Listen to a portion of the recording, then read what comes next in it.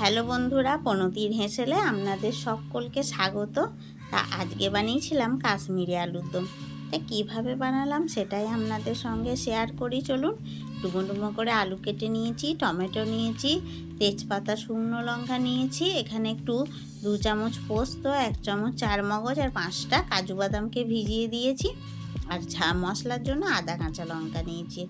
প্রথমে কড়াইয়ে তেল গরম করে নিয়েছি। এবার হলুদ দিয়ে আলুগুলোকে ভালো করে ভেজে নেব। তা হলুদ দিয়ে দিয়েছি। এবার ভালো করে নাড়াচাড়া করে আলুটাকে ঢাকা দিয়ে ভাজবো, তাহলে যা ভালোভাবে সেদ্ধ হয়ে যায় ভাজার টাইমই খানিকক্ষণ। তারপরে এদিকে আমি পেস্ট বানাতে নিয়েছি।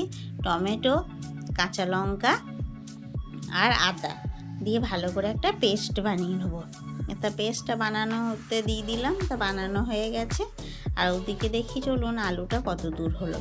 তা ঢাকনাটা খুলে দিলাম। তা আলুটা একবার ভালো করে নাড়াচাড়া করে নিলাম। তা দেখলাম আরও খানিকক্ষণ ভাজতে হবে। তা আবার একটু ঢাকা দিয়ে দিলাম, আরও 5 মিনিট ভেজে নেব। তা 5 মিনিট পর ঢাকা খুলে দিয়েছিলাম। এবার আলুগুলোকে ভালো করে নাড়াচাড়া করে নিলাম। এ দেখুন কত সুন্দর লাল লাল হয়ে ভেজে গেছে। তা এবার তুলে নেব।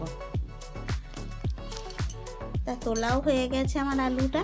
এবার ওই কড়াইয়েতে তেলে দিয়ে দিলাম তেজপাতা, দিলাম শুকনো লঙ্কা, দিলাম দারচিনি, দিলাম একটা বড় এলাচ আর দিলাম জয়িত্রী। ভালো করে নাড়াচাড়া করে নেব। এবার ফোড়নটা হয়ে গেছে। এবার টমেটো, আদা, কাঁচা লঙ্কার পেস্টটাও দিয়ে দিলাম। দিয়ে ভালো করে নাড়াচাড়া করে নিলাম। এবার কিছু গুঁড়ো মশলা দেবো, যেমন হলুদ দিলাম, হাফ চামচ ধনে গুঁড়ো, 1 চামচ জিরে গুঁড়ো আর 1 চামচ লঙ্কা গুঁড়ো, কাশ্মীরি লঙ্কার গুঁড়ো। এখানে আমি মশলাতেও আর একটু চিনি, এখানে আমি মশলাতেও দিয়েছিলাম কাঁচা লঙ্কা। কেউ যদি চান এখানে শুকনো লঙ্কার গুঁড়ো ব্যবহার করতে পারেন, কিন্তু কাঁচা লঙ্কাটা দিলে শরীরের পক্ষেও ভালো। তারপরে ভালো করে নাড়াচাড়া করে তেল ছাড়তে লেগেছে। এবার ভাজা আলুগুলো দিয়ে দিলাম। দিয়ে ভালো করে নাড়াচাড়া করব। আর এবার দেবো লবণটা। এই কষানো টাইমে লবণটা দিলে আলুর ভেতরেও ভালো করে লবণটা ভরে যাবে। তারপরে ভালো করে নাড়াচাড়া করে নিলাম।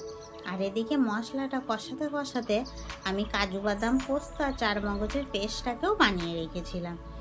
ওটাকে দিয়ে দিলাম। এবার দিয়ে আরও খানিকক্ষণ আমি নাড়াচাড়া করে নেব।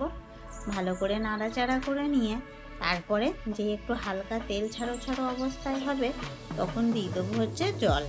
এখানে প্রথমে বাটুল ধোয়া জল দিলাম। আর এখানে আমি গরম জল ব্যবহার করছি। গরম জল দিলাম, দিয়ে ভালো করে নাড়াচাড়া করে নিলাম।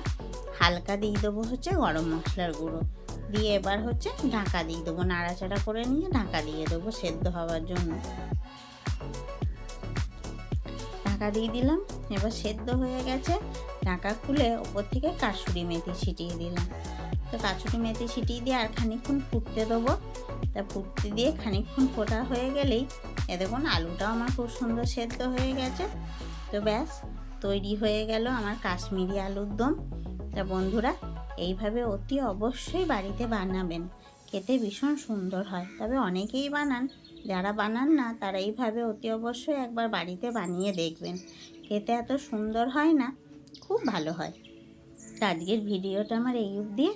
ভালো লাগলে আমার চ্যানেলটাকে সাবস্ক্রাইব করে একটা লাইক, শেয়ার, কমেন্ট করবেন।